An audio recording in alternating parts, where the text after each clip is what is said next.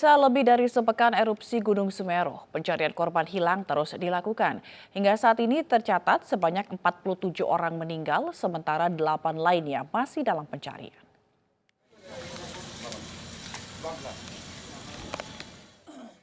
Alat berat terus dikerahkan untuk mencari korban hilang akibat erupsi Gunung Semeru. Pencarian juga dilakukan dengan menyisir jembatan Geladak Perak.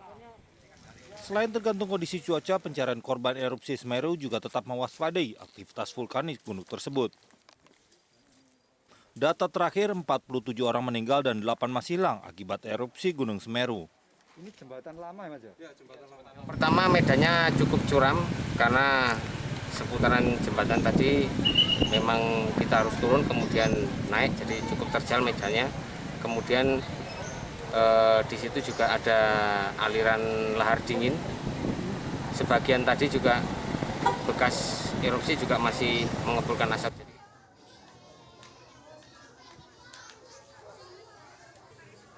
Setelah sepekan tak sekolah akibat erupsi Semeru, ratusan anak korban erupsi kembali belajar. Meski digelar secara terbatas di tenda darurat pengungsi, anak-anak korban bencana sangat antusias mengikuti kegiatan belajar mengajar. Saat ini sekolah darurat hanya digelar selama 1 jam. Dalam proses pembelajaran, dinas terkait menggunakan metode kombinasi trauma healing dan pemberian materi sekolah. Dari Lumajang, Jawa Timur, Yoyo Agusta, Ainus melaporkan.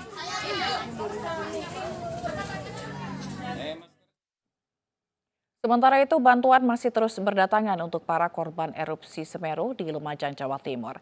Namun malam tadi, keberadaan relawan lebih sedikit dibandingkan hari-hari sebelumnya.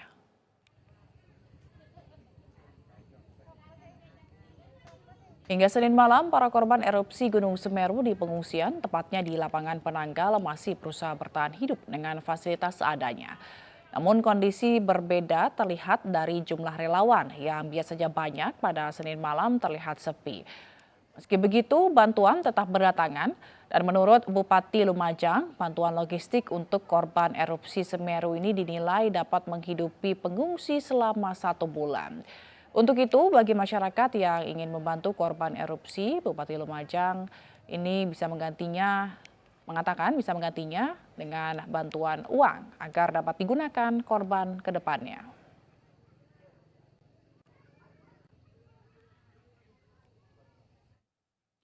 Kepala Staf TNI Angkatan Darat Jenderal Dudung Abdurrahman meninjau lokasi terdampak erupsi Gunung Semeru. Kasat memastikan TNI AD siap membantu proses relokasi korban terdampak.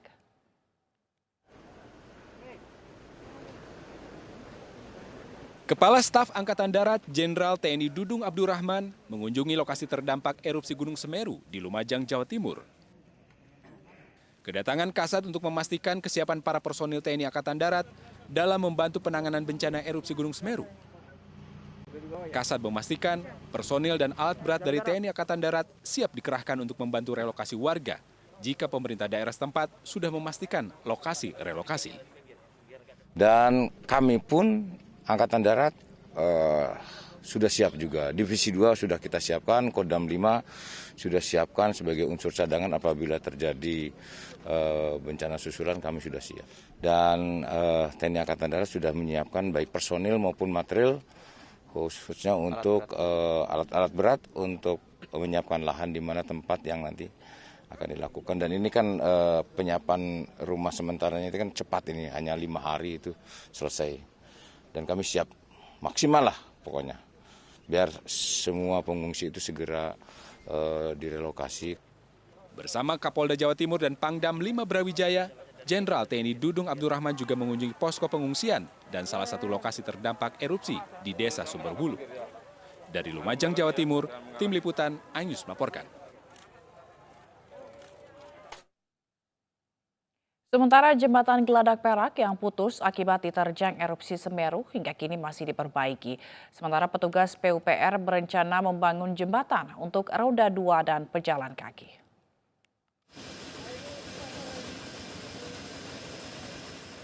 Menyusul putusnya jembatan Geladak Perak akibat erupsi Gunung Semeru, petugas masih melakukan perbaikan. Nantinya akses jalan yang menghubungkan Lumajang Malang via Pronojiwo ini akan dibangun 2 jembatan. Satu jembatan permanen, satu lagi jembatan gantung yang diperuntukkan untuk pejalan kaki, roda 2, dan ambulans. Hingga saat ini Kementerian PUPR baru melakukan pengambilan contoh tanah guna mengetahui struktur tanah di lokasi jembatan Geladak Perak.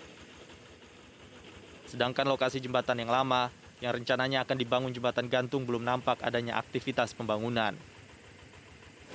Proses pengetesan tanah, rancangan jembatan. Untuk jembatan ya, Pak? Jembatan. Sudah berapa lama, Mas? 5 hari. 5 hari. Ini dimulai kerja dari jam berapa sampai jam berapa? Mulai kerja jam 6 sampai jam 5. Warga dan aparat desa setempat masih menunggu proses pembangunan jembatan Geladak Perak dimulai. Dari Lumajang, Jawa Timur, Yoyo Agusta, iNews melaporkan.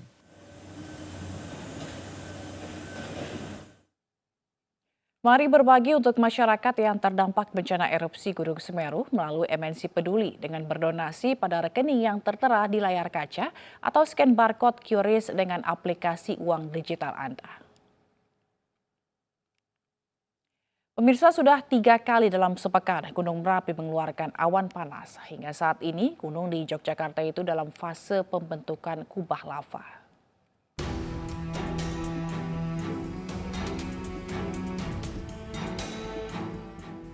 Awan panas guguran sebagai dampak aktivitas vulkanik masih dikeluarkan Gunung Merapi.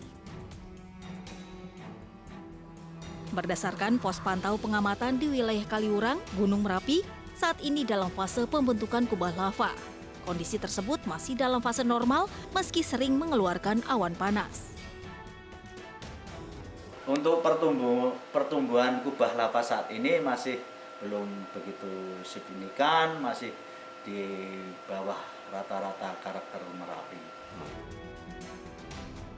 Merespon Gunung Merapi yang sejak November silam masih berstatus siaga, Gubernur Daerah Istimewa Yogyakarta, Sri Sultan Hamengkubuwono X meminta jalur evakuasi diperbaiki. Sultan meminta setiap persiapan evakuasi dimatangkan dengan baik. Mungkin ini siaga yang paling panjang. Ya berarti kan memang mengalir terus, gitu loh. Katanya juga belum diturunkan, berarti apa ya tetap siaga. Kemarin Gunung Merapi mengeluarkan lava pijar 3 kali. Pada hari yang sama Gunung Merapi juga mengeluarkan awan panas guguran dengan jarak luncur 2.000 meter ke arah barat daya. Warga diimbau untuk tidak melakukan aktivitas apapun di sekitar lereng Merapi pada radius 5 km dari atas puncak. Selain ancaman awan panas dan guguran lava pijar, warga juga diminta mewaspadai potensi banjir lahar dingin di hulu sungai jika puncak Merapi mengalami hujan deras. Dari Yogyakarta, Heri Trijoko, iNews melaporkan.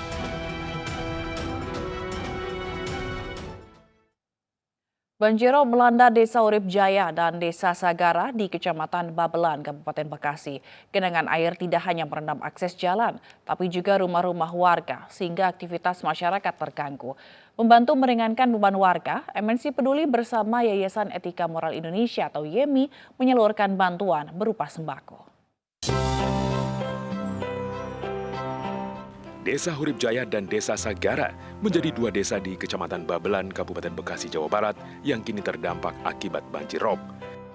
Genangan air menutup akses jalan, bahkan rumah-rumah warga. Bersama Yayasan Etika Moral Indonesia atau YEMI, MNC Peduli menerobos genangan air untuk menyalurkan bantuan berupa sembako kepada warga desa. Datang ke kampung saya, ngelihat keadaan ini banjir. Keadaan banjir di sini. Jadi orang sana kan tahu kemarin keadaan daerah kampung saya. Pada saat ada musibah rob ini dikunjungi sama MNC Peduli dan YEMI, kita bersyukur sekali antusias masyarakat di sini ya merasa terbantu. Ya.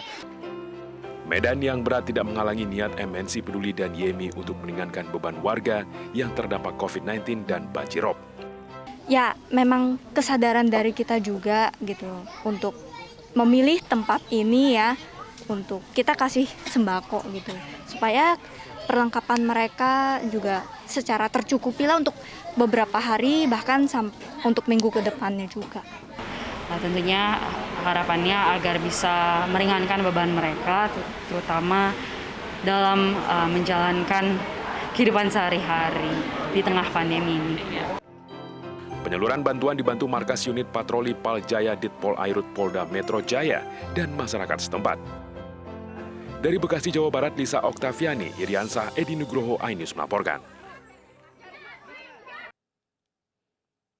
Pemirsa, 3 negara tetangga dekat Indonesia, yakni Malaysia, Singapura, dan Australia, umumkan mendeteksi varian baru COVID-19 Omicron di negaranya.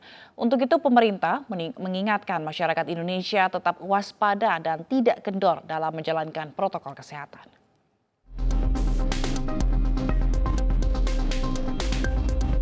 Varian baru COVID-19 Omicron terus menyebar di berbagai negara dan makin mendekati Indonesia. Terbaru, Malaysia, Singapura, dan Australia mengkonfirmasi varian Omicron telah masuk ke negaranya. Oleh sebab itu, pemerintah mengimbau masyarakat agar menunda berpergian ke luar negeri.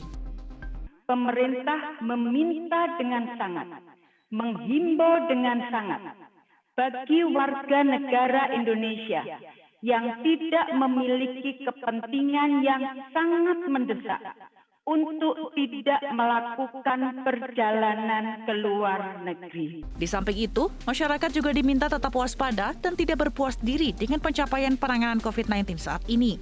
Meski belum terdeteksi di Indonesia, bukan berarti ancaman Omicron tidak ada. Kita tidak boleh jumawa, tapi sampai hari ini kita memang masih dalam level 1 dan saya masih confidence, tapi semua harus kerjasama. Makanya kita himbau, tadi nggak usah dulu libur-libur ke luar negeri dulu deh, supaya jangan bawa penyakit ke dalam negeri.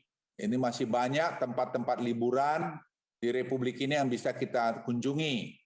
Selain dengan terus memperluas vaksinasi, pemberlakuan pembatasan kegiatan masyarakat atau PPKM Jawa Bali masih akan diperpanjang 3 pekan ke depan, mulai Selasa 14 Desember 2021 hingga Senin 3 Januari 2022.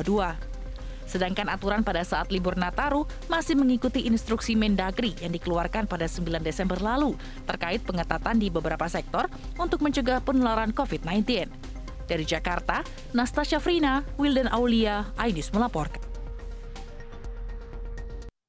Pemerintah akan menggelar vaksinasi COVID-19 untuk anak usia 6 hingga 11 tahun mulai Selasa besok, 14 Desember 2021.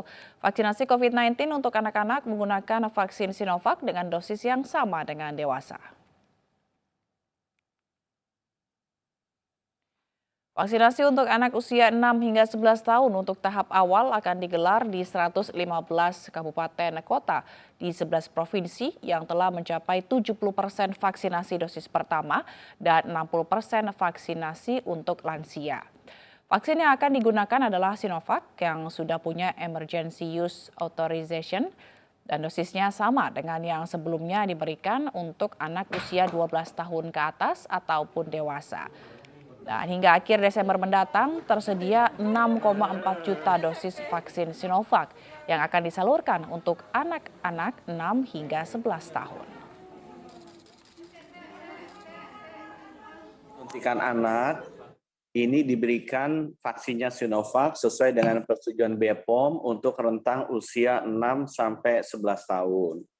Rejimnya sama seperti vaksinasi Sinovac lainnya. Jadi diberikan selisih waktunya itu 1 bulan atau 4 minggu.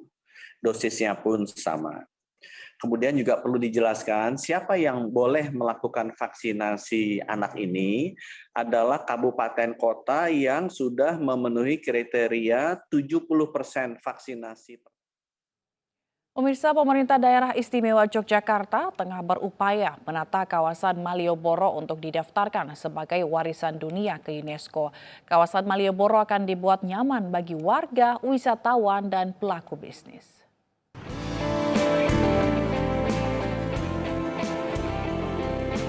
Inilah kawasan Malioboro di daerah istimewa Yogyakarta yang terkenal sebagai tujuan wisata bagi pelancong dari dalam negeri maupun mancanegara. Pemerintah daerah istimewa Yogyakarta berencana menata fasad dan pedagang kaki lima atau PKL di kawasan Malioboro. Hal ini dilakukan untuk mengembalikan bentuk asli Malioboro sebagai cagar budaya Keraton Yogyakarta yang akan didaftarkan sebagai warisan dunia ke UNESCO. Penataan ini juga dilakukan untuk memberikan kenyamanan bagi masyarakat, wisatawan, sekaligus pelaku bisnis yang ada di Malioboro. Dari sisi kebudayaan, Penataan kawasan Malioboro menjadi hal penting untuk meningkatkan nilai fisik maupun non-fisik. Nah, rencana pengelolaan yang sesuai dengan standar internasional, dalam hal ini UNESCO, kemudian kita kolaborasikan ke dalam kelompok-kelompok kerja dan juga kolaborasi semua OPD yang kemudian bergerak masuk ke dalam Malioboro atau Sumbu Filosofi. Sementara dari segi manajemen lalu lintas, juga telah dipersiapkan untuk memberikan kenyamanan bagi para pengunjung ketika berada di pedestrian Malioboro. Kendaraan bermotor lainnya tidak diperkenankan. Yang boleh juga adalah kendaraan tradisional atau non-motorized. Sehingga apa?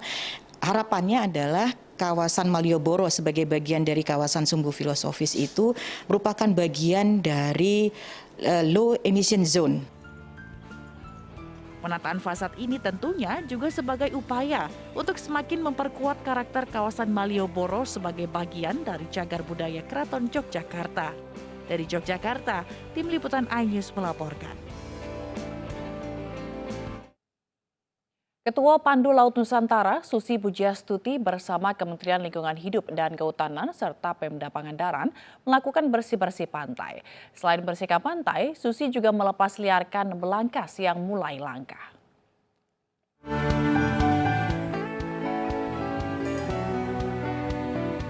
Bertema Clean Up the World, Susi Pujiastuti, Ketua Pandu Laut Nusantara yang juga mantan Menteri Kelautan dan Perikanan, membersihkan sampah di sepanjang pantai barat Pangandaran, Jawa Barat, bersama Kementerian LHK, Pemda Pangandaran, serta masyarakat sekitar, dengan berjalan kaki hingga diakhiri di ujung cagar alam Ciborok Pasir Putih.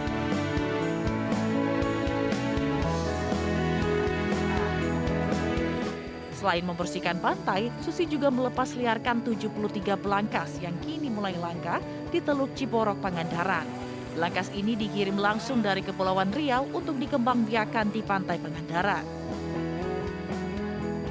Satu hari Pangandaran mampu bikin laboratorium, rumah sakit, atau apa kan bisa memakai mereka juga sebagai sumber untuk pengobatan tanpa harus memusnahkan mereka. Jadi karena belangkas ini sangat berguna katanya darahnya untuk pembuatan vaksin dan juga obat-obat lainnya.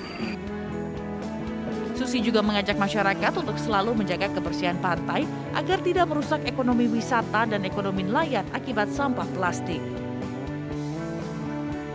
Dari Pangandaran, Jawa Barat, Irfan Ramdiansyah, iNews melaporkan.